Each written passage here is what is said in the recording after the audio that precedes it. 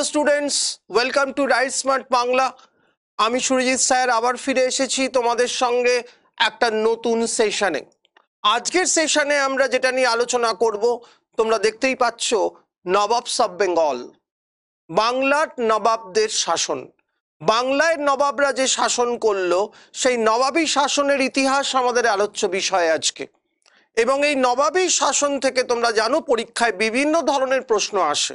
আমি এই প্রশ্নগুলোও বলতে থাকবো, এগুলো বলার সঙ্গে সঙ্গে প্রথমে আমাদের যেটা দেখতে হবে যে এই নবাবের শাসন কিভাবে অরিজিনেট করলো, অর্থাৎ নবাবী শাসনের ব্যাকগ্রাউন্ডটা কি। তোমরা জানো যে ঔরঙ্গজেবের মৃত্যুর পর থেকেই আমরা দেখতে পাচ্ছি যে মুঘল সাম্রাজ্যের ভাঙন আস্তে আস্তে আস্তে আস্তে স্পষ্ট হয়ে উঠছে, এবং সেই ভাঙনের সুযোগ নিয়েই যারা তাদের কর্মচারী, যারা তাদের অধস্থন, যারা তাদের আন্ডারে কাজ করত, সেই সব লোকেরাই আস্তে আস্তে নিজেদেরকে রাজা, নবাব, নিজাম হিসেবে প্রতিষ্ঠা করছে। সুতরাং মুঘলদের দুর্বলতার সুযোগ নিয়েই এই নবাবী শাসনের সূচনা হচ্ছে বাংলায়। আর কোথায় নবাবী শাসন আমরা দেখেছি? অযোধ্যায় দেখেছি, অযোধ্যায় নবাবী শাসন দেখেছি, বাংলায় আমরা নবাবী শাসন দেখেছি, আর হায়দ্রাবাদে দেখেছি নিজামদের শাসন।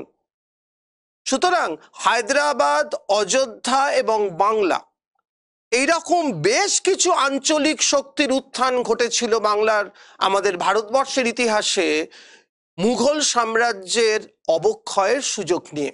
আজকে আমাদের আলোচ্য বিষয় বাংলার নবাবী শাসন।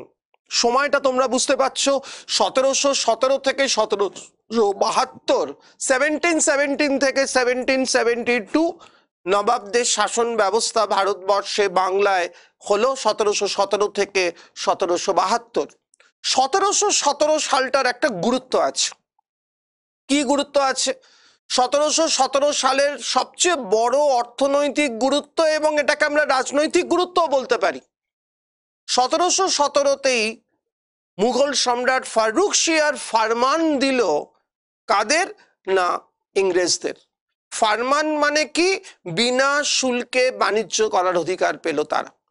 সেই 17 সালেই সূচনা হলো বাংলায় নবাবী শাসন। তার মানে যদি তোমাকে প্রশ্ন করা হয় বাংলায় যখন নবাবী শাসন প্রবর্তন হচ্ছে তখন মুঘল সম্রাটকে, তাহলে উত্তর কি হবে? ফারুক শিয়ার। ওই যে 17 সালটা রয়েছে, 17 সালেই ফারুক শিয়ারের রাজত্বকালেই নবাবী শাসন শুরু হলো বাংলার বুকে। প্রথম নবাব হিসেবে কে এলেন? নবাবী শাসনের প্রতিষ্ঠা কে করলেন?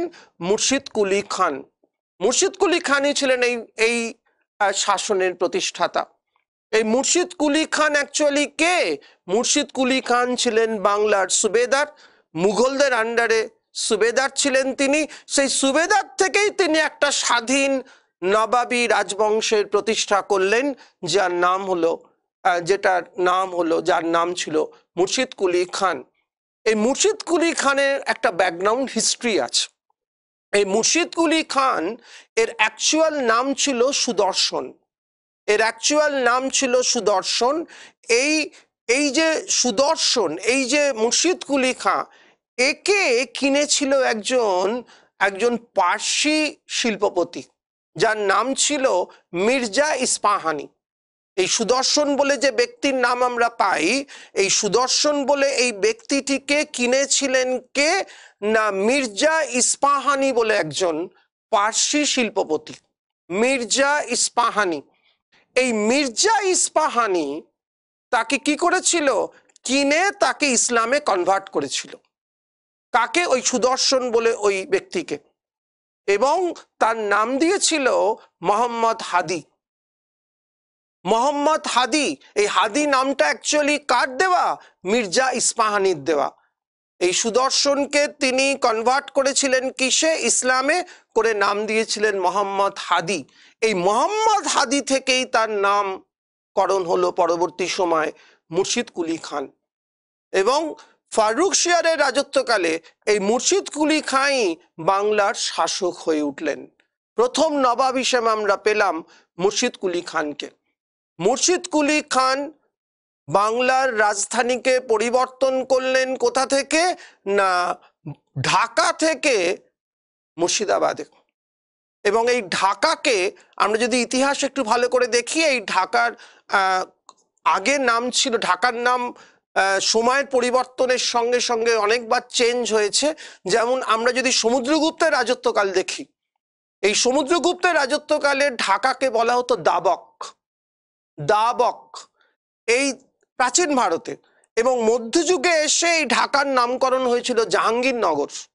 ঢাকার নামকরণ হয়েছিল এবং তারপর ঢাকা নামকরণ, এবং ঢাকা থেকে মুর্শিদাবাদে পরিবর্তন করলেন রাজধানী মুর্শিদ কুলি খান। এবং এই মুর্শিদাবাদের নাম তার নাম অনুযায়ী হলো, এই মুর্শিদাবাদের আগের নাম ছিল মকসুদাবাদ। মকসুদাবাদ থেকে হলো মুর্শিদাবাদ এই নামকরণ। এবং এই মুর্শিদ কুলি খাঁয়ের যে রাজত্বকাল, এই মুর্শিদ কুলি খাঁয়ের রাজত্বকালের সবচেয়ে গুরুত্বপূর্ণ একটা ঘটনা আমরা দেখতে পাচ্ছি, ল্যান্ড রেভিনিউ সিস্টেমে ইজারাদারি সিস্টেম। ইজারাদারি সিস্টেম, এই সিস্টেমটা ডেভেলপ করেছিল এই জমিদারদের যে ইজারা দেওয়া বা লিজ দেওয়ার যে প্রথা তিনি চালু করেছিলেন, যেটাকে আমরা বলছি ইজারাদারি ব্যবস্থা। এটা মুর্শিদ কুলি খাঁয়ের সময় প্রচলিত হয়েছিল আমাদের বাংলার ইতিহাসে। মুর্শিদ কুলি খাঁয়ের পর এলেন সুজাউদ্দিন। সুজাউদ্দিনের পর সরফরাজ খান।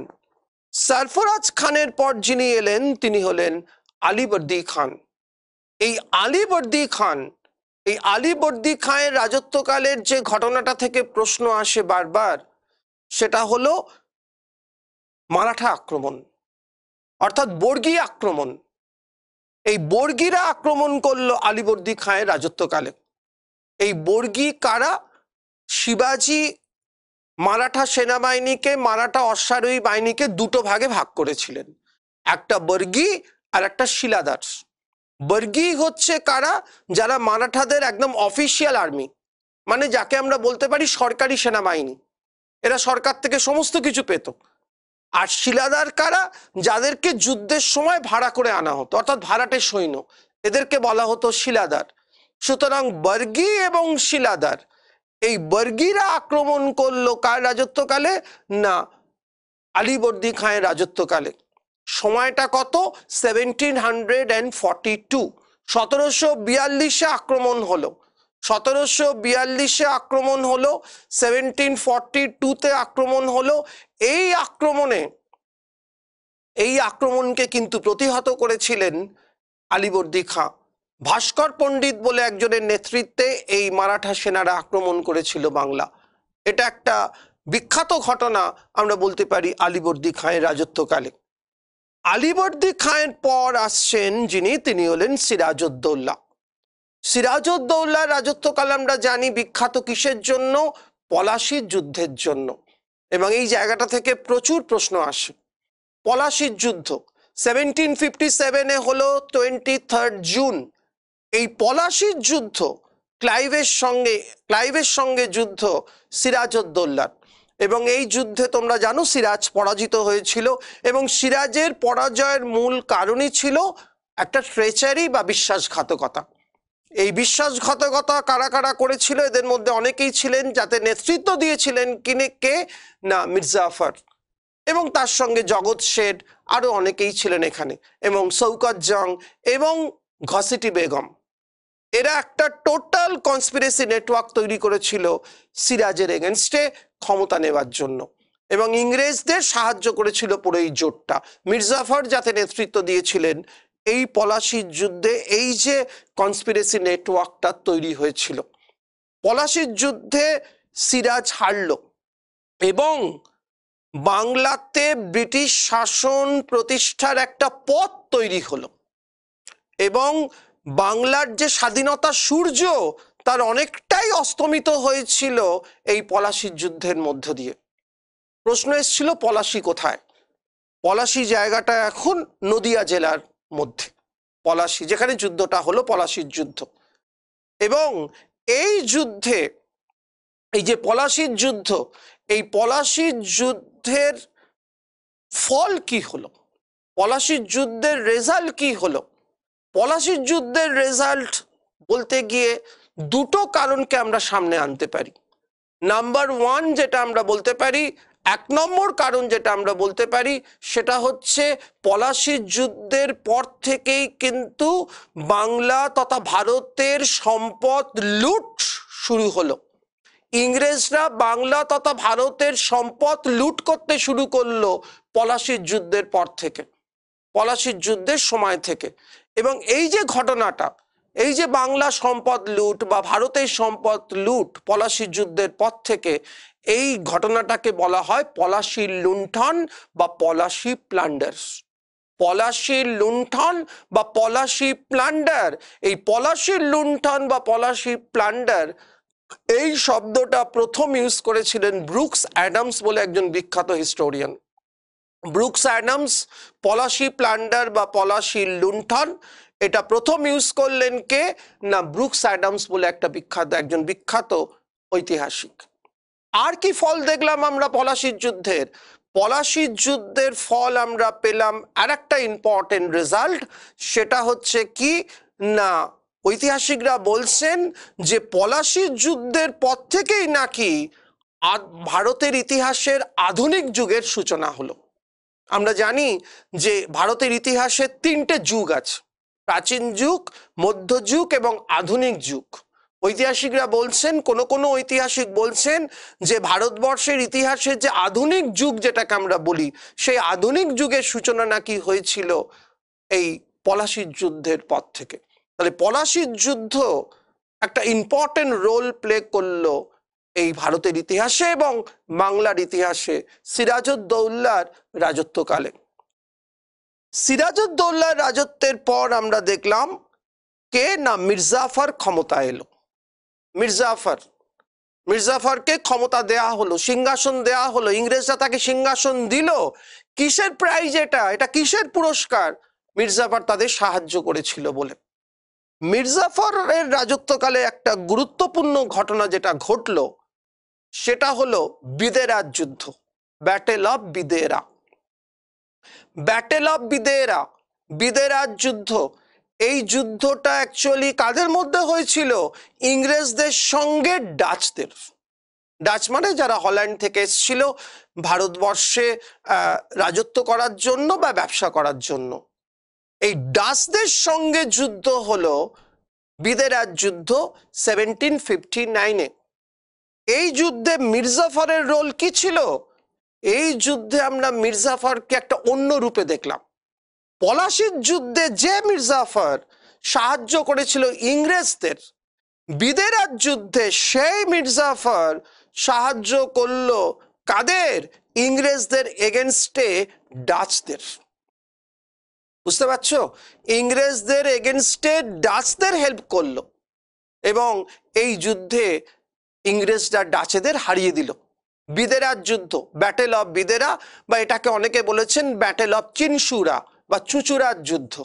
চুঁচুড়া বলে যে জায়গাটা আছে, সেই চুঁচুড়ার যুদ্ধ বা বিদেরার যুদ্ধ 1759-এ হলো ডাচদের সঙ্গে ইংরেজ কোম্পানি।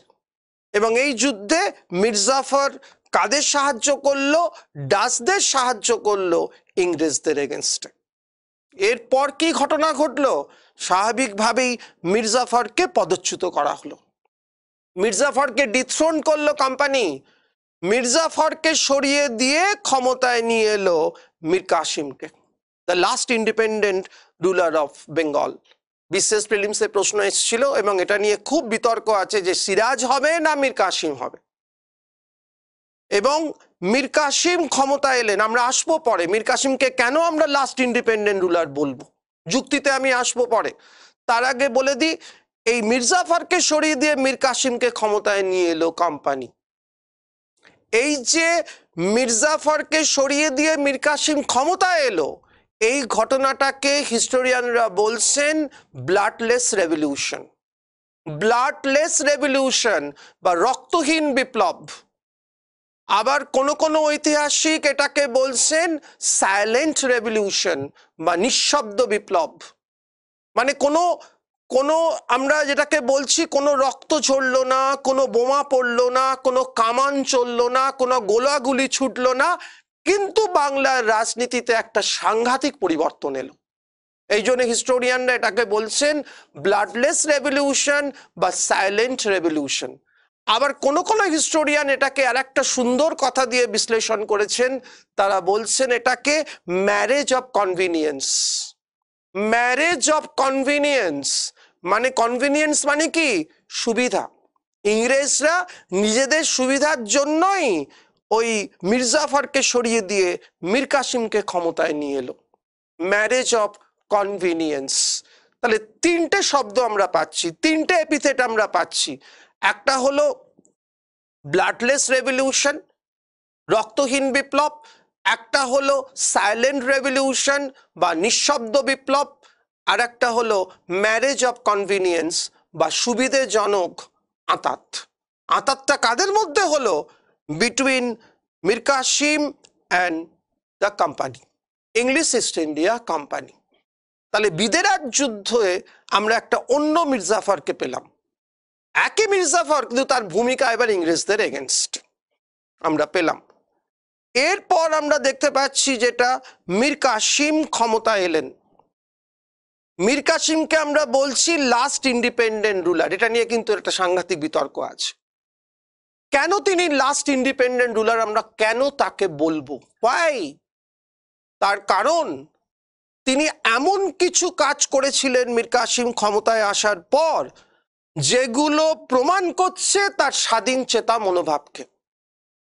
ইংরেজদের নাকের ডগায় তিনি এমন কিছু করলেন যেগুলো আমরা দেখতে পাচ্ছি তার স্বাধীন চেতা মনোভাবের পরিচয় দিচ্ছে।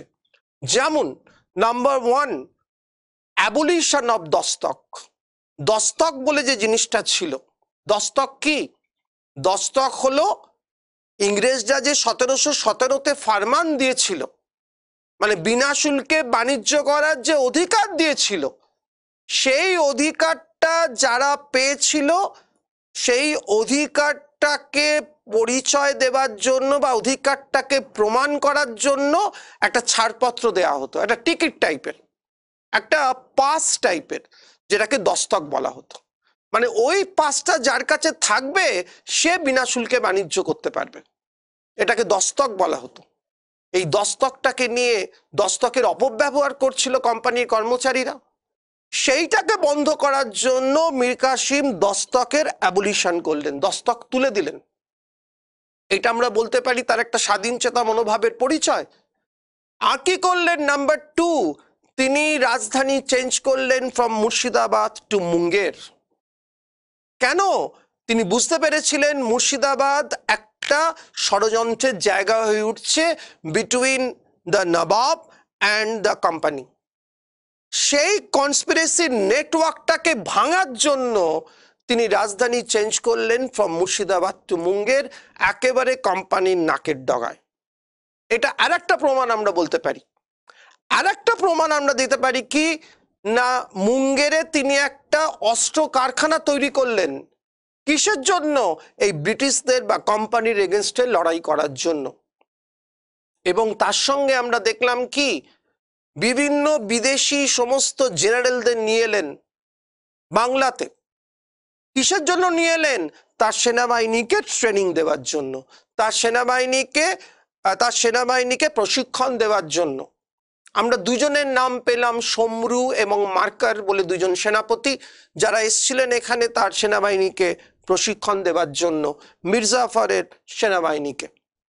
এই যে ঘটনাগুলো, এই ঘটনাগুলো প্রমাণ করছে মীর কাসিমের একটা এক্সেপশনাল একটা কোয়ালিটি, যে তিনি কখনোই কোম্পানির যে অধীনতা সেটা মেনে নেবেন না। অধীনতা থেকে নিজেকে তিনি মুক্ত করার চেষ্টা করেছেন। সেই জন্যই তাকে আমরা last independent ruler of Bengal বলতে পারি। বিশেষ প্রিলিমসে এসেছিল এই কোয়েশ্চেনটা, who was the last independent nawab of Bengal? Mir Kasim. Mir কাসিমের পর আবার মির্জাফর ক্ষমতা এসেছিলেন এবং বক্সারের যুদ্ধ, প্রশ্ন এসেছিল বক্সারের যুদ্ধ যখন হচ্ছে তখন বাংলার নবাবকে? উত্তর হবে মির্জাফর। 1764-এ বক্সারের যুদ্ধ হয়েছিল আমরা জানি। এই যে বক্সারের যুদ্ধ, এটা কিন্তু একটা যুগান্তকারী যুদ্ধ, এটা একটা ওয়াটারশেড ইভেন্ট।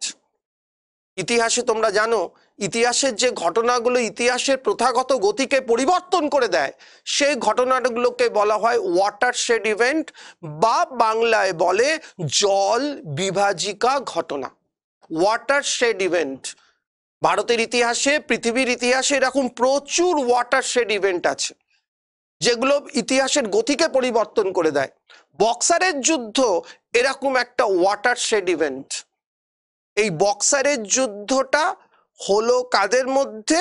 একদিকে আমরা দেখলাম কোম্পানি, হেনরি, তোমার কোম্পানির সেনাপতিরা রয়েছে একদিকে, আর একদিকে রয়েছে একটা জোট, সুজাউদ্দৌলা, অযোধ্যার নবাব, মুঘল সম্রাট শাহ আলম টু এবং মীর কাসিম। এরা একটা জোট তৈরি করলো কোম্পানির এগেনস্টে।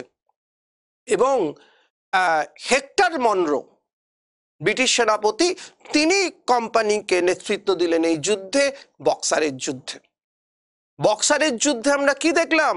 এই জোট হেরে গেল, এবং হারার সঙ্গে সঙ্গে আমরা পেলাম কি না, ভারতবর্ষে, বাংলা তথা ভারতবর্ষে ব্রিটিশ শাসনের একটা ভিত্তি প্রতিষ্ঠা হলো। ঐতিহাসিকরা বলছেন যে বক্সারের যুদ্ধের পর আর মানে কোম্পানিকে পেছন ফিরে তাকাতে হয়নি। ওই জন্য ভিনসেন্ট স্মিথ, তোমরা সবাই নাম শুনেছ, ভিনসেন্ট স্মিথ বলছেন বক্সারের যুদ্ধ এবং পলাশির যুদ্ধ, এই দুটোকে কম্পেয়ার করতে গিয়ে ভিনসেন্ট স্মিথ বলছেন যে পলাশির যুদ্ধ ছিল শুধু কতগুলো কামানের লড়াই, আর সেখানে বক্সারের যুদ্ধ ছিল ভারতবর্ষের ব্রিটিশদের চূড়ান্ত বিজয়। মানে যতগুলো যুদ্ধ ভারতবর্ষে করেছে ব্রিটিশরা, তার মধ্যে সবচেয়ে ডিসিসিভ ব্যাটেল, সবচেয়ে গুরুত্বপূর্ণ যুদ্ধ হচ্ছে বক্সারের যুদ্ধ। এই কোয়েশ্চেনটা পরীক্ষায় এসেছিল যে কোন যুদ্ধটাকে আমরা সবচেয়ে গুরুত্বপূর্ণ যুদ্ধ বলবো। 4টে যুদ্ধ দিয়ে দিয়েছিল, তার মধ্যে পলাশিও ছিল, বক্সারও ছিল। উত্তর কিন্তু হবে বক্সারের যুদ্ধ। The most decisive battle, the most significant battle ভারতবর্ষে ব্রিটিশদের। এই বক্সারের যুদ্ধের আফটার মাথ কি হলো, ফল কি হলো? বক্সারের যুদ্ধের পর এমন কিছু ঘটনা ঘটলো যে ঘটনাগুলো প্রমাণ করে দিল যে ভারতবর্ষে কিন্তু ব্রিটিশরাই শেষ কথা বলবে, শুধু বাংলায় নয়, সারা ভারতবর্ষে। বক্সারের যুদ্ধের পর ভারতের ইতিহাসে কি কি ঘটনা ঘটলো? প্রথম ঘটনা আমরা যেটা দেখলাম, 1765-এ এলাহাবাদের সন্ধি, ট্রিটি অফ এলাহাবাদ। এই ট্রিটি অফ এলাহাবাদ হলো একদিকে ক্লাইভ এবং অন্যদিকে দ্বিতীয় শাহ আলম, মুঘল সম্রাট, এদের মধ্যে হলো এলাহাবাদের সন্ধি হলো। এলাহাবাদের সন্ধিতেই ঠিক হলো যে মুঘলরা, কোম্পানি মুঘলকে 26 লাখ টাকা দেবে এবং সেই টাকার বিনিময় বাংলা, বিহার এবং উড়িষ্যার রাজস্ব আদায়ের ক্ষমতা ভোগ করবেন কোম্পানি। এই যে ঘটনাটা ঘটলো এলাহাবাদের সন্ধির মাধ্যমে, এটাকে বলা হতো, তোমরা সবাই জানো, দেওয়ানি। 1765-এ দেওয়ানি পেল। 1765-এ ক্লাইভ একটা নতুন ধরনের শাসন ব্যবস্থা চালু করলেন। বুঝতে পারছো কিভাবে একটা নতুন দিকে এগোচ্ছে ব্রিটিশ শাসন, মানে ইস্ট ইন্ডিয়া কোম্পানির শাসন ব্যবস্থা। প্রথমে বক্সারের যুদ্ধ, সেই যুদ্ধে জয়লাভ করলো। তারপর এলাহাবাদের সন্ধি, এলাহাবাদের সন্ধির মাধ্যমে তারা পেয়ে গেল বাংলা, বিহার, উড়িষ্যার রাজস্ব আদায়ের ক্ষমতা। টোটাল একটা ইকোনমিক একটা বেনিফিট, একটা অর্থনৈতিক সুবিধা তারা লাভ করলো এই যুদ্ধের মাধ্যমে, পুরোটাই দেওয়ানির মাধ্যমে। বক্সারের যুদ্ধ কোম্পানিকে রাজনৈতিক ক্ষমতা দিল, আর দেওয়ানি কোম্পানিকে অর্থনৈতিক ক্ষমতা দিল। আর কি চাই? রাজনৈতিক এবং অর্থনৈতিক ক্ষমতা দুটোই পেয়ে গেল কোম্পানি 1764 এবং 1765-তে। তারপর আমরা দেখতে পাচ্ছি দ্বৈত শাসন এলো। কোম্পানি এটা বুঝতে পেরেছিল যে কোম্পানি এমন একটা শাসন ব্যবস্থা প্রবর্তন করলো যেখানে সামনে থাকবে নবাব আর পেছন থেকে লাঠিটা ঘোরাবে, ছড়িটা ঘোরাবে কে না কোম্পানি। দ্বৈত শাসন এলো 1765-এ। Dual government, dual administration. দ্বৈত শাসনটা অ্যাকচুয়ালি কি? দায়িত্বহীন ক্ষমতা এবং ক্ষমতাহীন দায়িত্ব, এই দুটো জিনিস। ক্ষমতাহীন দায়িত্ব এবং দায়িত্বহীন ক্ষমতা, দুটো লেভেলে শাসন ব্যবস্থাটা চলবে। নবাবের হাতে থাকবে কি? নবাবের হাতে থাকবে ক্ষমতাহীন দায়িত্ব, কোনো ক্ষমতা থাকবে না, কিন্তু টোটাল বাংলার আইন শৃঙ্খলার দায়িত্ব তাকে বহন করতে হবে নবাবকে। আর কোম্পানি কি করবে? কোম্পানির হাতে থাকবে দায়িত্বহীন ক্ষমতা, কোনো দায়িত্ব থাকবে না, কিন্তু সমস্ত ক্ষমতার উৎস হবে কোম্পানি। এই দ্বৈত শাসন প্রবর্তন হলো 1765-এ। আর এই দ্বৈত শাসনের প্রভাব এমনই একটা জায়গায় পৌঁছলো যে আমরা দেখলাম 1770-এ আর একটা বড় ঘটনা ঘটলো বাংলার ইতিহাসে, 76-এর মন্বন্তর। 76-এর মন্বন্তর হলো একটা মহামারী, একটা সাংঘাতিক দুর্ভিক্ষ হলো আমাদের বাংলার ইতিহাসে। এবং 1770-এ বিসিএস প্রিলিমসে প্রশ্ন এসেছিল 76-এর মন্বন্তরের সময় বাংলার গভর্নর কে ছিলেন? 76-এর মন্বন্তরের সময় বাংলার গভর্নর ছিলেন কাটিয়ার বলে একজন। কাটিয়ার, CARTIER, কাটিয়ার। কাটিয়ার বলে একজন ক্ষমতায় ছিলেন যখন এই ভয়াবহ দুর্ভিক্ষ হলো বাংলার বুকে। 76-এর মন্বন্তরের ইতিহাস আমরা কোথা থেকে জানতে পারি? যে প্রশ্নটা বহুবার এসছে সেটা হলো বঙ্কিমচন্দ্রের বিখ্যাত উপন্যাস আনন্দমঠ, এখান থেকে পাই।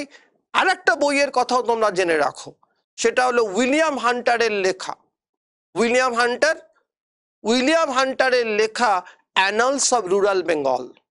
উইলিয়াম হান্টারের লেখা অ্যানালস অফ রুরাল বেঙ্গল, এই যে বইটা, এই বই থেকেও আমরা 76-এর মন্বন্তরের সেই করুণ ইতিহাস, সেই ট্র্যাজিক হিস্ট্রি আমরা জানতে পারি এই মন্বন্তরের ইতিহাস থেকে। তাহলে আমরা দেখতে পাচ্ছি বক্সারের যুদ্ধের পর থেকে যে ঘটনাগুলো ঘটতে শুরু করলো, সেই ঘটনাগুলো শুধু বাংলার ইতিহাসকে পরিবর্তন করলো না, পরিবর্তন করলো সারা ভারতের ইতিহাসকে, পরিবর্তন করলো টোটাল কোম্পানির ইতিহাসকে। এই যে নবাবী শাসন, এই নবাবী শাসনের শেষ আমরা দেখলাম 1772-এ। এবং সেই 1772, যে 1772-এ আমরা দেখলাম যে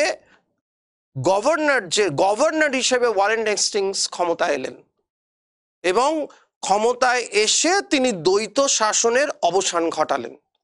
এবং দ্বৈত শাসনের অবসান ঘটিয়ে বাংলার যে শাসন ব্যবস্থাটা সেটা টোটালি তিনি গ্রহণ করলেন। এবং 1772 থেকে শুরু হলো ওয়ারেন হেস্টিংসের রাজত্বকাল as a governor of Bengal. তারপর তোমরা জানো যে রেগুলেটিং অ্যাক্ট এলো এর পরের বছর 1773-তে রেগুলেটিং অ্যাক্ট এসেছিল 1772-এর পর, এবং সেই রেগুলেটিং অ্যাক্ট অনুযায়ী তিনি পরিণত হলেন বাংলার গভর্নর থেকে বাংলার গভর্নর জেনারেল। তার মানে আমরা এটাই বলতে পারি যে নবাবদের যে ইতিহাস, সেই ইতিহাস, নবাবদের যে হিস্ট্রি, সেই ইতিহাস শেষ হয়ে বাংলা তথা ভারতে কোম্পানির একটা নতুন ইতিহাস তৈরি হলো। সুতরাং এই যে জায়গাটা আজকে আমরা পড়লাম, এই জায়গাটা কিন্তু ভীষণভাবে ইম্পর্টেন্ট। এটা ভালোভাবে পড়তে হবে তোমাদের সবাইকে। আমি প্রশ্নগুলোও বললাম কি ধরনের প্রশ্ন এখান থেকে আসতে পারে, এগুলো ভালো করে দেখতে হবে। আমরা আবার আসবো কোনো নতুন সেশনে এইরকম কোনো ইম্পর্টেন্ট টপিক নিয়ে। আজকে এই পর্যন্তই, আবার পরে দেখা হবে অন্য কোনো একটা সেশনে।